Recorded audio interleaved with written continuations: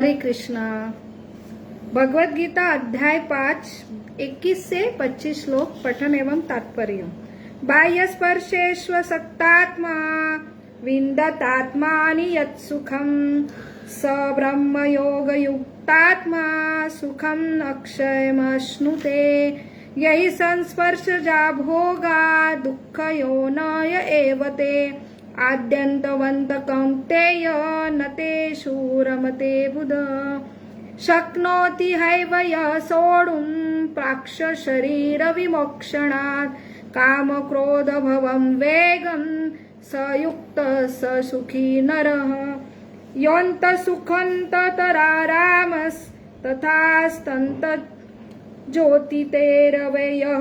स योगी ब्रह्मनिर्वाणं ब्रह्मभूतोऽधिगच्छति। लभन्ते ब्रह्मनिर्वाणं ऋषयः क्षीणकल्मषा छिन्नद्वैधायत्तमानं सर्वभूतहिते रता। तो यह भगवान 5 श्लोकों में कि कैसे जो संसिद्धि प्राप्त किया हुआ पुरुष है, जो पूर्ण दिव्य ज्ञान और कर्म योगी है, वो कृष्ण भावनामृत है। तो ये ज्ञान और ये कर्म योग में स्थित है, ऐसा समसिद्धि आत्म साक्षात्कारी पुरुष के वो कैसा ये स्थित रहता है, स्थिर बुद्धि में कैसा स्थिर रह पाता है। तो यहाँ पे हमें ये रहस्य बताया है कि हमें समझना नहीं कि कोई व्यक्ति कैसे दुख में भी और सुख में भी कैसे स्थिर रह सकता है। तो हमें लगता है कि सिर्फ निर्जीव वस्तु ही एक जगह स्थिर हो सकता है।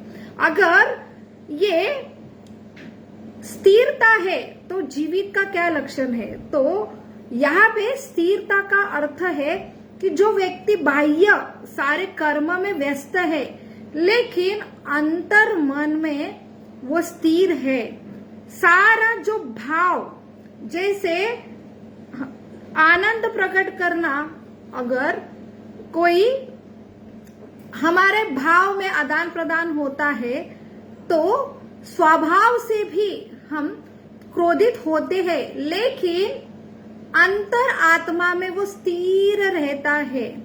तो बाह्य जो कृति है, भावनाएं है, वो तो स्वभाव है, वो आने हैं, लेकिन अंतर आत्मा में वो जैसे समुद्र का पानी जो नीचे स्थिर रहता है, भले ही ऊपर कितने भी बदल होते हैं, वही ये स्थिर जो सिद्धि प्राप्त हुआ आत्मक साक्षात्कारी पुरुष है।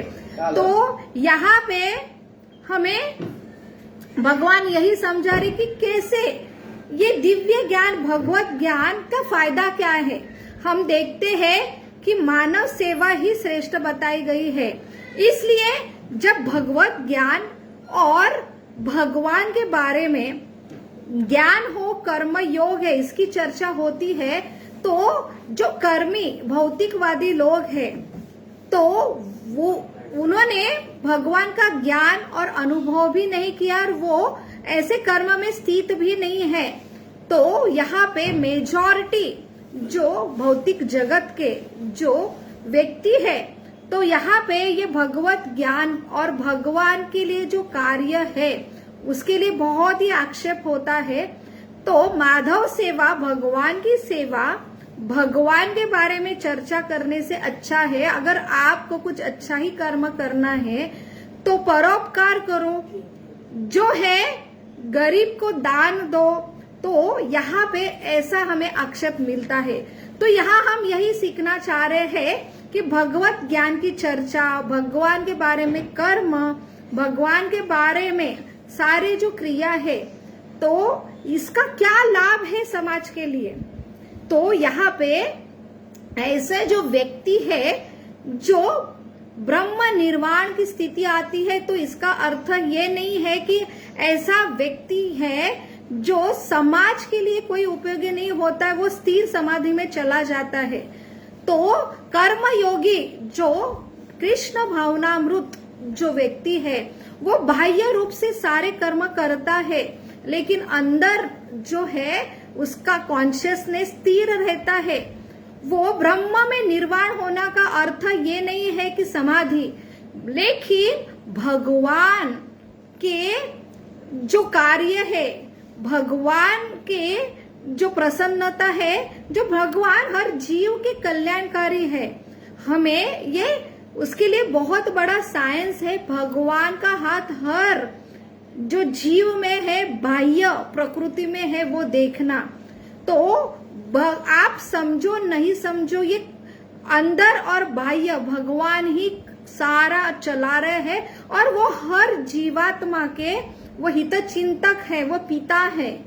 तो यहाँ पे जो व्यक्ति उनको समझ लेता है भगवान को, और ऐसा व्यक्ति हर जीव जो उनके पुत्र है उसकी इच्छा अनुसार सब उसे ऐसी व्यवस्था प्रदान करते हैं। तो ये सबके हित चिंतक है, सबको ममता है, सब जीवों के प्रति वो कोई भेदभाव नहीं रखता है।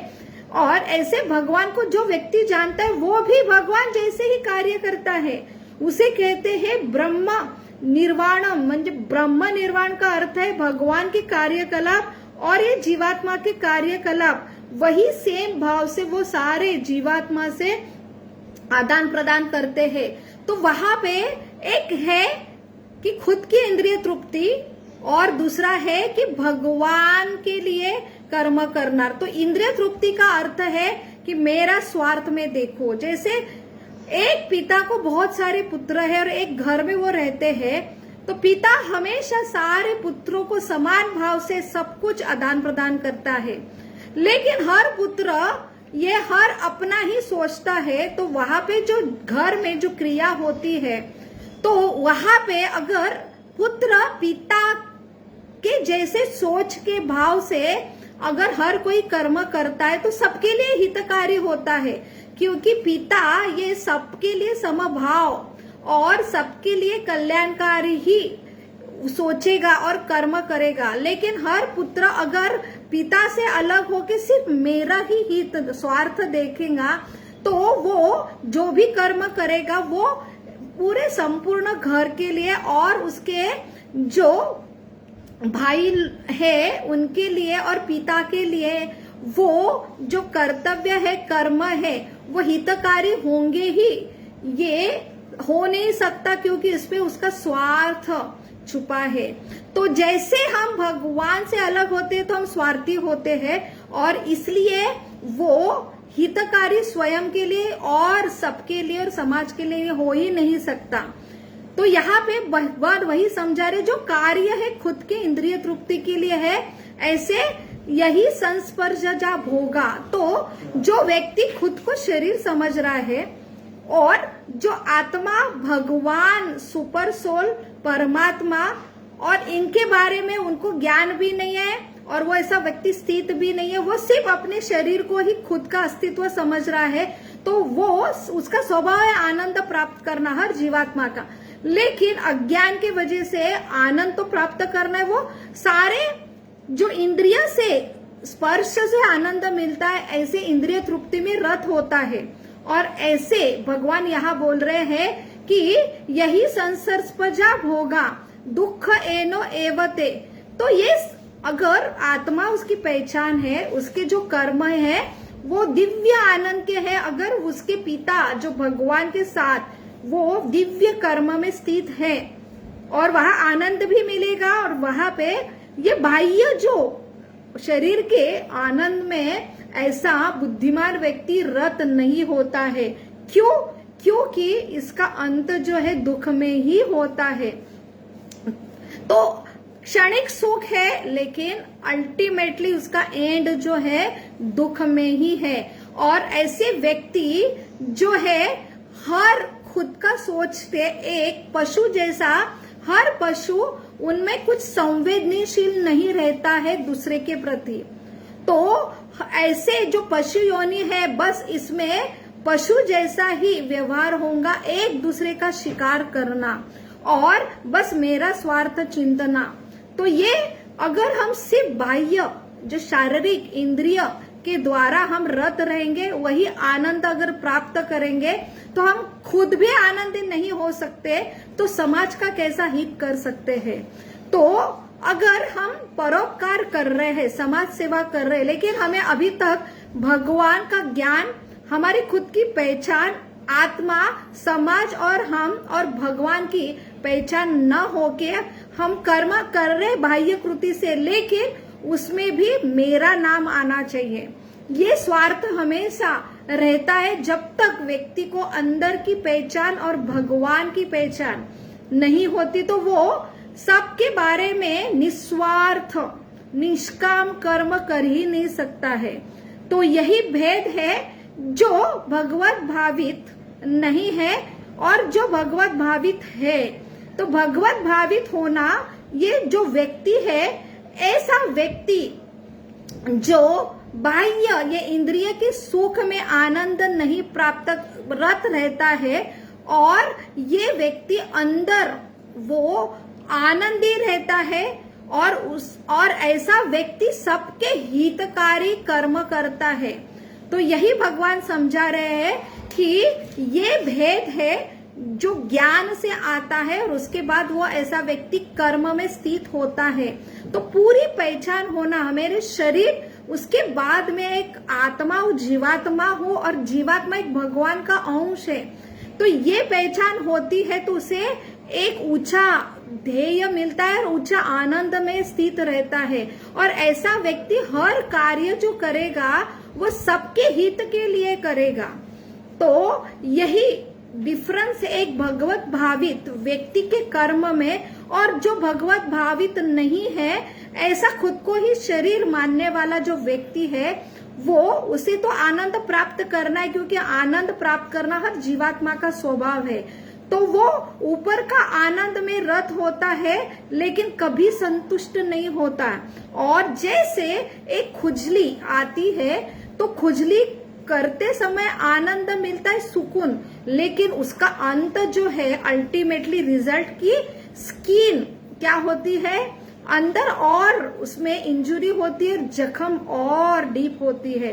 तो हमें खुजली जो आनंद प्राप्त करना है, ऐसा लगता है कि इससे आनंद प्राप्त हो, ये इंद्रिय मुझे आनंद दे रहे, लेकिन वो इंद्रिय का आनंद ये अल्टीमेटली दुख में ही परिवर्तित होता है।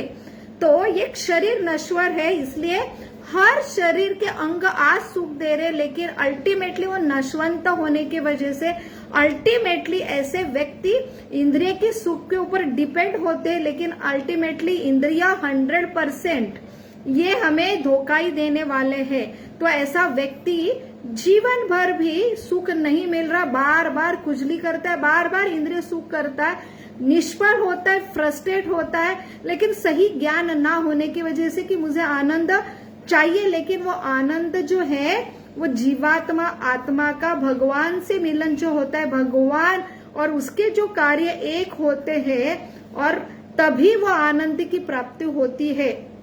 जब तक ये ज्ञान तक नहीं आता है, जब तक ऐसा वो कर्म करने का प्रयास नहीं करता है, तब तक उसके जो आनंद है वो क्षणिक है और वो अल्टीमेटली दुख में ही परिवर्तित होती है और वो पशु जैसे ही बिहेव करता है। जब तक वो व्यक्ति सिर्फ शरीर और इंद्रिय के सुख के लिए कर्म करते हैं।